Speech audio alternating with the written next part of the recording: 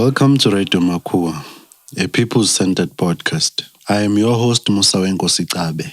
In today's episode, we explore specific skills, jobs, and economic opportunities that will come with the development of green hydrogen in South Africa. What green hydrogen is presenting is that not some of the skills that are needed, I must say, we already have as a country. And certain aspect is the need of the upskilling and the reskilling in many avenues. So through our research, we've identified many different skills that might be needed: your hydrogen fuel technician, your storage, and your production aspect. In the space of assisting startups to be able to get funding, international funding as well, and be able to establish their businesses in order to create more jobs and grow the economies of the coal belt in particular.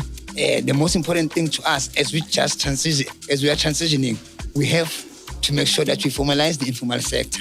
By that, I mean specifically artisanal miners and waste pickers. Those two are a major job creator, and not just job creators, they are also entrepreneurs. Those guys are working for themselves. This episode is part of a series on green hydrogen, produced by the Mining Affected Communities United in Action and Women Affected by Mining United in Action, or Makua wa Mua. This is a social justice movement that has a stronghold and organizes communities affected by mining activities in South Africa. Makua wa Mua is part of a network of civil society organizations known as Green Hydrogen Watch. The network monitors and shares insights and experiences on the development of green hydrogen in South Africa to help communities engage meaningfully with green hydrogen development.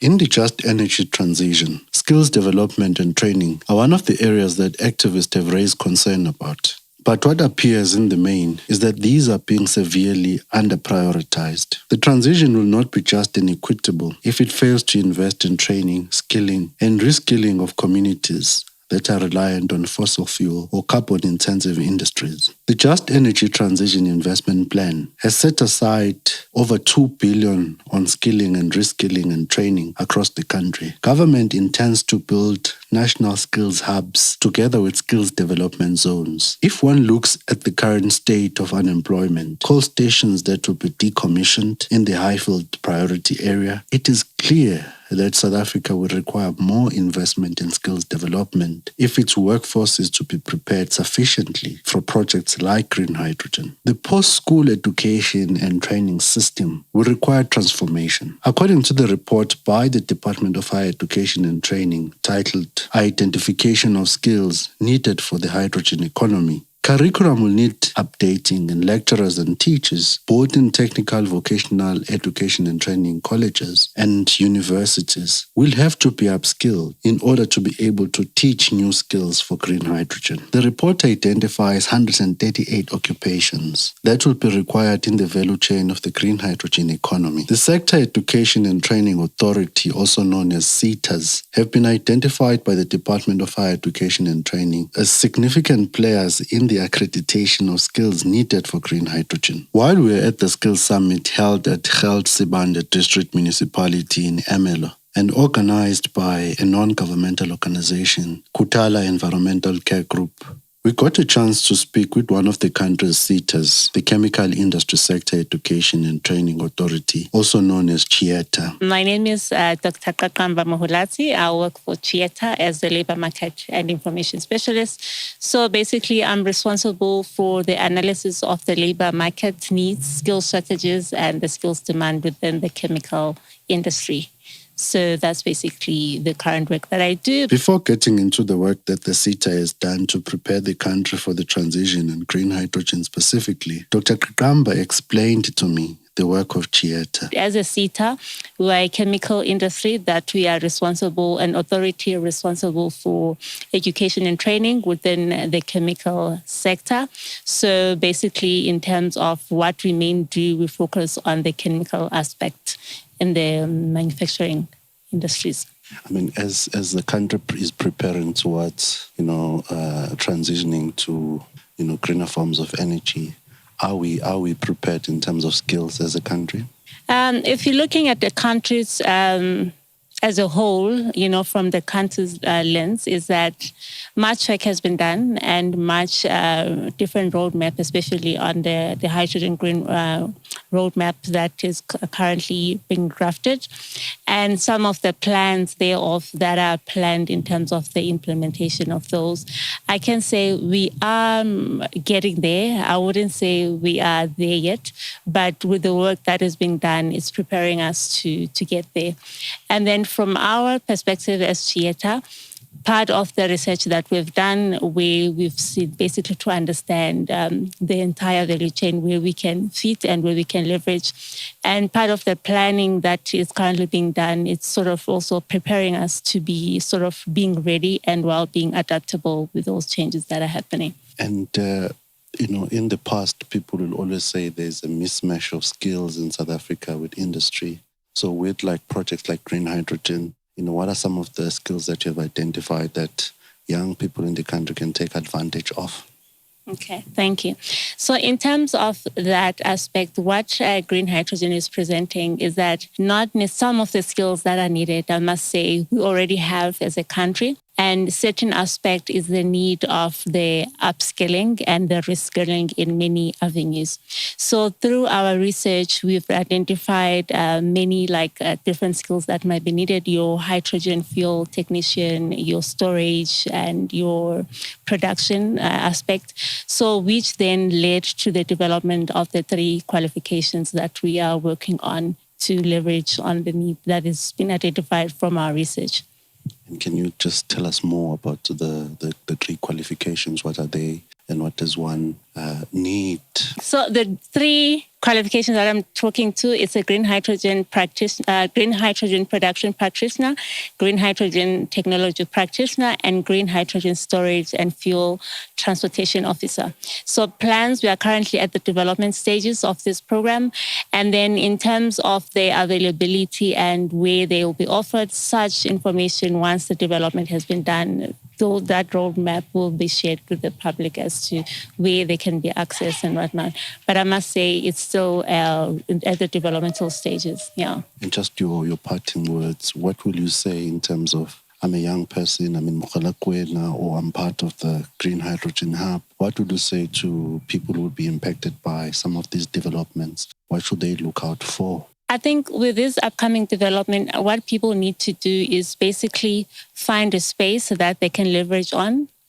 There's opportunities that are presented, but also within those opportunities, we also need to partake and finding space and being involved, and where we can also make certain impact in those spaces.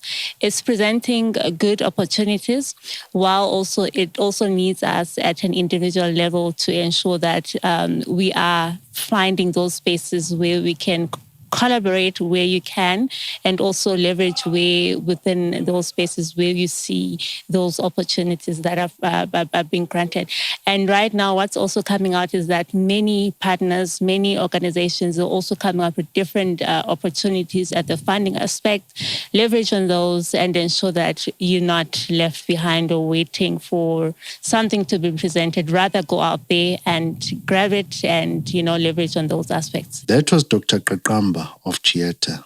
My name is Sanele and my surname is Mdluli. I'm 18 years old. We now speak to a young innovator who works in a scrapyard and awaits his opportunity to further his studies and take advantage of the skills presented by Dr. Qaqamba and others at the summit. Recently, I've been practicing hydrogen production and other renewable energy methods, which may be useful in creating what can I say? I can say it is electricity parts. The way it is created does not cost any. We don't use oil, coal or something of such. We just use renewable energies such as magnetic energy, it's wind power and solar power and such, you understand? And over the past 3 days, what will you say is the takeaway for you as Sanele? Over the past 2 days, I think there was something I got, because there are these people who wanted to maybe give me something of this invention type with this GIZ program. That's other guy said to me, there's other something of innovation to fix up, there's much coming up, I very think this was a very meaningful meeting, and I think that's her. And do you think that green hydrogen will offer opportunities for young people? Very, very much, because it's not only, the focus part, the main focus part. People are focusing on the manufacturing of the green hydrogen gas storage and the transportation, but there will be also opportunities such as construction, welding. The plant must be constructed from scratch. It must be welded up. There are many things that must be done. There must be scientists there who have to balance everything and such. There are many work and job opportunities, such as general workers, cleaners, everything. Even others can be street hawkers, vendors.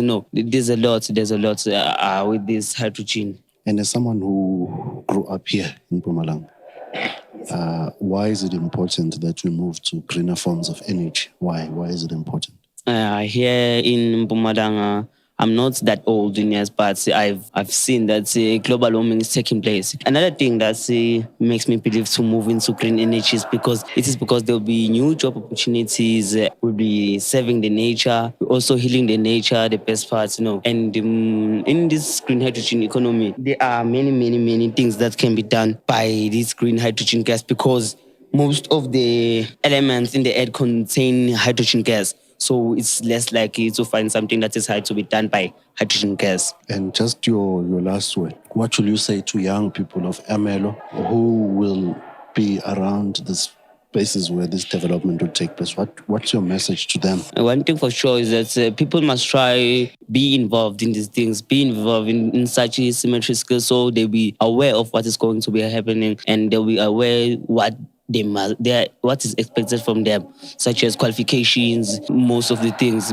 The youth must be engaged in such things, because I was very, very disappointed to find that maybe it was 6-7 of us as a youth, but this is a skill development cemetery for the youth. There was recognition by communities and contributors in attendance at the Youth Skills Summit that jobs or skills will not cover every young person in Ermelo. Therefore, there is a need to look into how green hydrogen will contribute towards sustainable livelihoods more broadly. I'm Thato Chabedi. I'm from the Mpumalanga Green Cluster Agency, and I'm the Business Development Manager there. I spoke with Thato Chabedi, who is a business developer within the Mpumalanga Green Cluster Agency. Well, my organization supports sustainable development, particularly in green industries. And what we do is that we basically open up doors for businesses that are interested in that industry and to catalyze the Mpumalanga economy towards a future without coal. And how significant is it that we move away from coal? What has been the impact of coal in this era that we are in?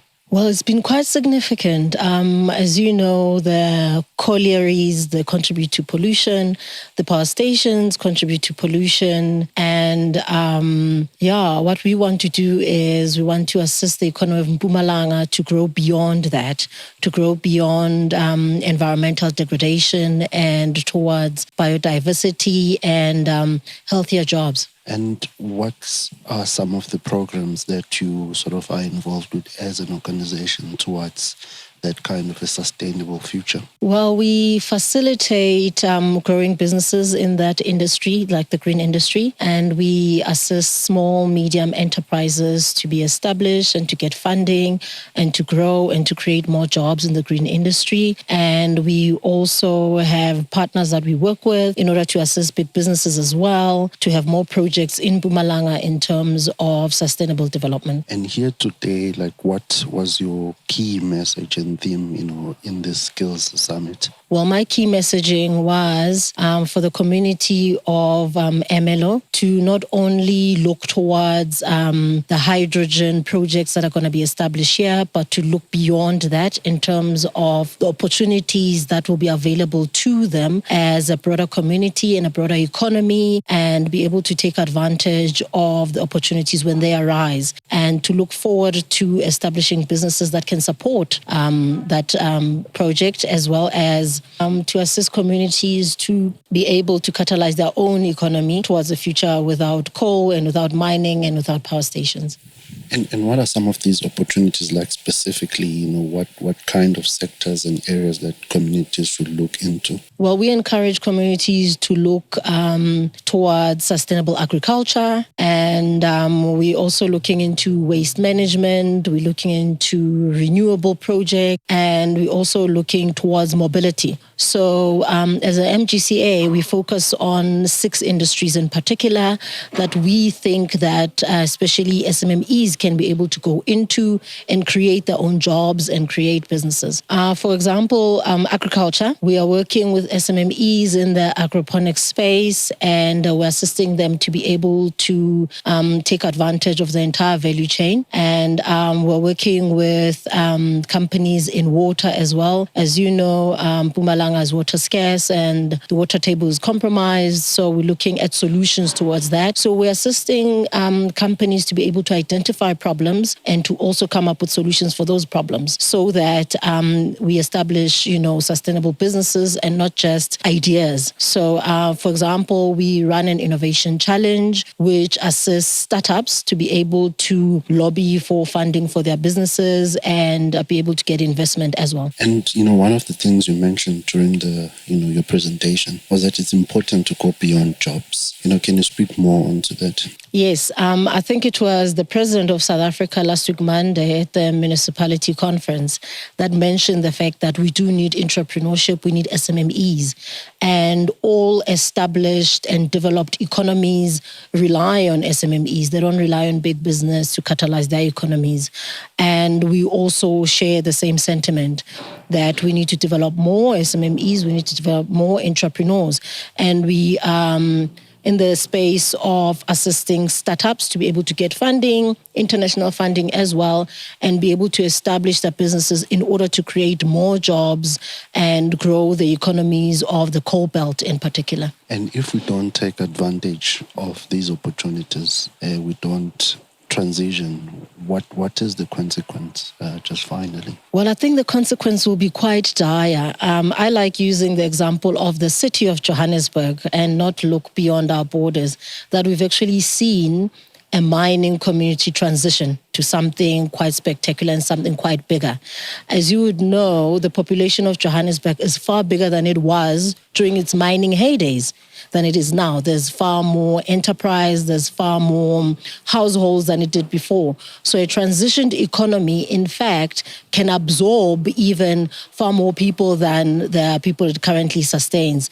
So for us, it's if you don't transition, the town dies. We've seen it where towns become ghost towns, but we've seen towns that actually do transition and they become cities, they become metropolitans, they become quite vibrant. So I think it's quite evident that if you do not transition, over time, that will be the end of that town. I think, in fact, we should be excited about the future. It looks quite bright.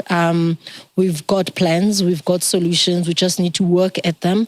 So people should not despair and think life will end without mining, life will end without power stations. In fact, we can look forward to a brighter and more vibrant and healthier future. We also spoke with Nhlanhla Nxumalo, a member of a local business forum, about green hydrogen and green ammonia facilities coming to Ermelo. My name is Nhlanhla Nxumalo. I'm coming from the organization called Msukalika Business Regulators. We are a business forum around here. So we are part and parcel of the ongoing development here around because of those facilities coming to Mpumalanga province, the green hydrogen and ammonia plants coming to Ermelo and Hendrina. No, our expectations was to learn about the proposed development coming to our towns and the opportunities there are, dangers and everything, the skills, everything that is coming with, and the lifespan of the project, and when exactly this is going to start. And as someone who is in business and having the experience of learning what kind of skills, what will you say are some of the opportunities that are available through this green hydrogen project? I think there is a lot. We need to prepare ourselves. We've got enough time now because we need to prepare ourselves to be ready because this is a new invention. Normally, the production of hydrogen or ammonia is done normally, not as a green hydrogen. So a green hydrogen is a new invention which is safe to environment, does not produce carbon. It uses solar, it uses wind energy for production. So it's a new thing. It requires relevant skill, new skills. People are going to go and train for it. But then there are already skills that are available, like your boiler makers, your construction guys, your electricians, your plumbers that are needed when the inception of the project starts.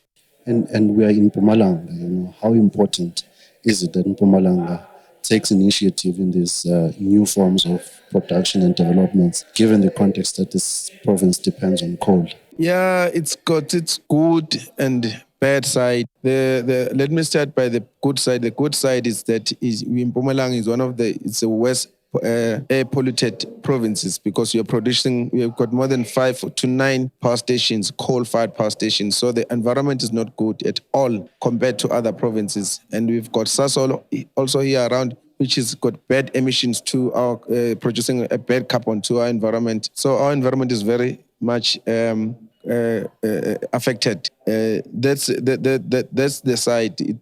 But then the good thing is that this invention is going to prolong our lifespan, and it's going to have zero effect to our environment, such as this one, mostly because of it doesn't have any carbon emission, zero carbon emission. So it's a good thing coming, and it's going to create some business opportunities, new skills that are in the 5IR time. And generally, are you optimistic? Given just the state of things, the declining economy, issues of governance, are you optimistic of the future and this new development? Most definitely, I am optimistic, because we need to be positive. These times are very difficult, economically, politically. We're seeing something new that we've never experienced before, where the government have to collaborate in order to form a government. But it's something, some are saying it has happened before, but it's the first time really where the government doesn't get the majority role. But I also feel it's a good time where the government will be held accountable. For us as citizens, we need to see a change.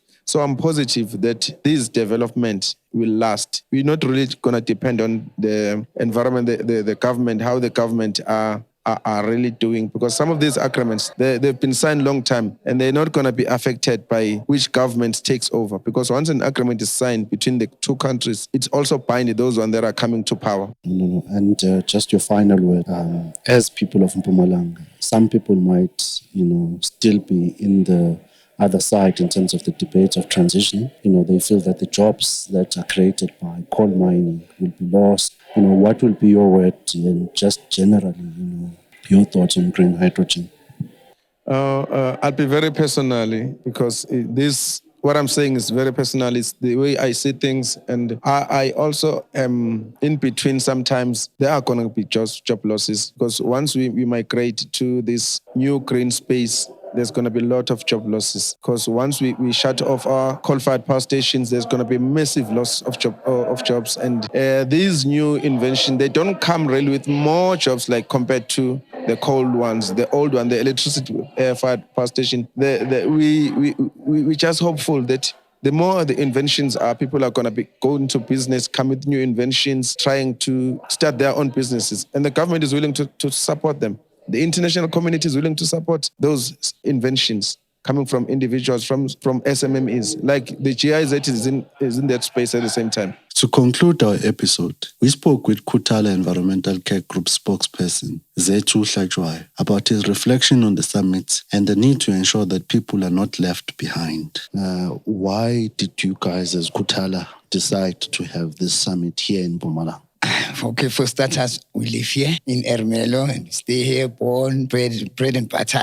And also, as we know, Mpumalanga especially is the heart of the just transition. So we decided to, let us have it here in Mpumalanga, where it's going to be happening, because we understood that information is from the ground up, so that people can be able to participate, especially our youth, our vulnerable children, all of that. So we decided to do it here, because we are going to hit the target from here, because it was not only people from Ermelo who were attending. So Ermelo anyway is a center, of our region. So it was very much strategic for us to to host it here. And we wanted to make sure that we bring the necessary institutions and organizations that has to do with skills, but not just any skills, skills that are relevant to the dynamics of our and the makeup of our community. The focus seemed to be on green hydrogen. Can you just tell me more about that? Green hydrogen, green ammonia. Why? Why was the focus around those things? The focus was based on the reason that there's going to be two facilities that are going to be built by Unetrag. So one of them will be built here in Camden, the other one on the Komati side.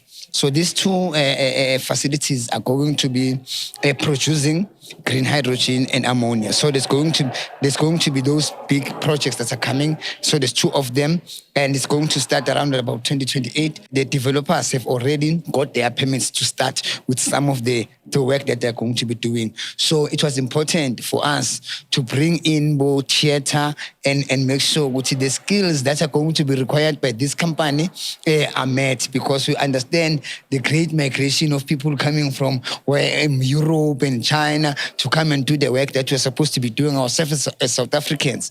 So we thought it was fit, before they even start constructing, let us start learning, about these things. Let us start getting qualifications for our young people. Hence, we had the reason is because there's going to be these facilities that are going to be built, as I've said before, yeah. And how important is it for you as Kuthala, and also for you as an activist, that communities are involved in the transition in material ways? Yeah.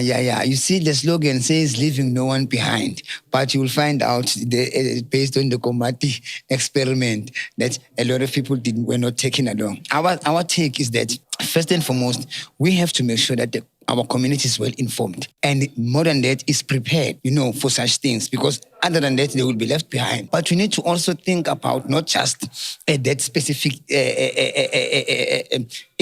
types of works on just transition, because renewable energies, or green hydrogen, not everyone will be employed there. So we have to think about other ways. That's why I was saying to you, the most important thing to us as we are transitioning, we have to make sure that we formalize the informal sector.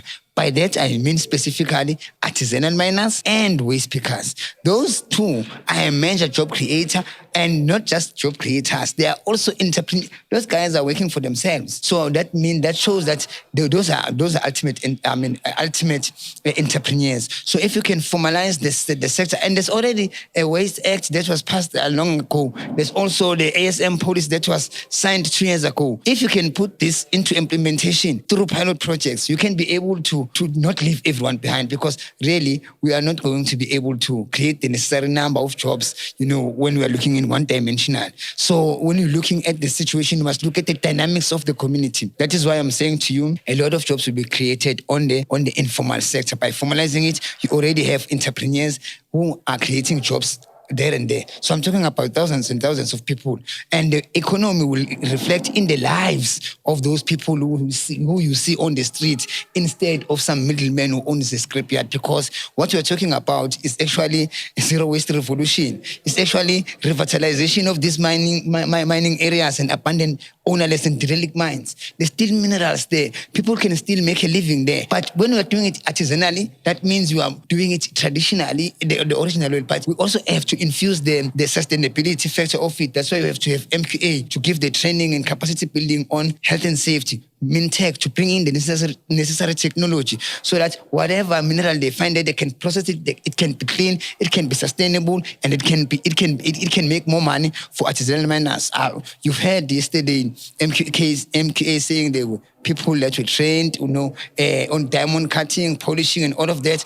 Those are the things that can happen on a local level. You will see that you are at a shop of artisanal miners in the streets, in towns. But so long as you don't have the beneficiating component, you won't have it. But so long as you call them illegal, then you still have a big problem, because you are not even realizing the potential. You are not even realizing the crisis you are in. Look at our job situation as a country. It's a crisis. Everyone it's just jobless. So these are some of the intervention that you are talking about. And if just transition does not address those things, I'm telling you, we are going to have a catastrophe, and a disaster. And just your last words, What is the way forward for projects around green hydrogen and skills in particular? As you mentioned that we are having issues of unemployment. We're also facing a crisis of climate change, but also we are facing a crisis where people are dying because of coal. So what is your last word on this issue of skills? And I would say that we have to strike a balance in act. We have to put all the dynamics on the table. We need to look at the specific issues, social, environmental, and economic issues of each community. If you look at our community and you see the level of poverty, the level of energy poverty, if you are saying let us not have artisanal mining and mining of coal that supplies the community of Wesselton with the coal that is needed to heat their house and to also cook and pray and wash. They don't have access to electricity at all. So now, what are you doing? We will be killing them the most. So what we are proposing is that we should have a balancing act that we should be considering. Let us bring all the necessary stakeholders, because we are transitioning.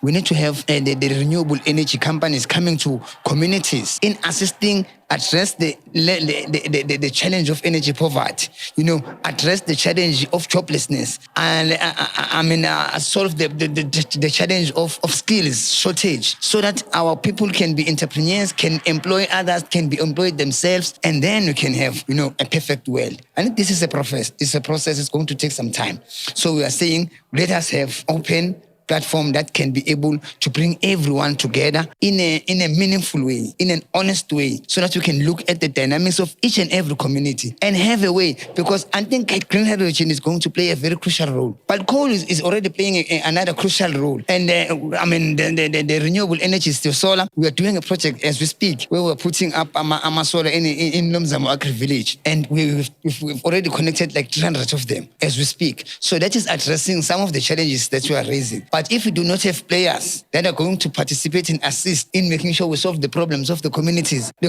will rebel, and then everyone will be poor. So because if people are hungry, what else can they do? that interview with Zethu Hlatshwayo brings us to the end of our episode. This podcast series, produced in partnership with Action Aid International, is available in our website at www.makua.org.za and wherever you get your podcast. Do follow Makua Wamua on social media for more content on the work we do. I am your host, Musa Wengosi Tabe. Take care.